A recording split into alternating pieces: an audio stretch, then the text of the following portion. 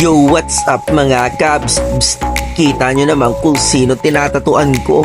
Walang iba kundi si Deo Timaho ng MPBL at PSL. Whoop! At yung tinatatu ko, walang iba kundi si Idol Kobe Bryant. Sobrang fanboy siya neto guys. At yung mga laruan niya, kung napapanood at napapansin nyo, Kobe. Whoop! So alam nyo na, PM is the key, mura pero solido. Kahit san sa Pinas, pwede ako. Whoop!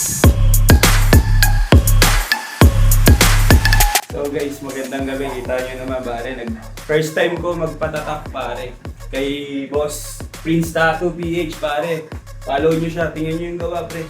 Yeah, quality. Ang gaan nung kamay pare, tsaka ang bilis gumawa. Subukan nyo, PM nyo lang siya pare. PM is the key, mura pero solido. Prince Tattoo PH, katabi ko nga pala si Miss Lang. At Deo Timaho ng PSL. Whoop! Kobe. Yee!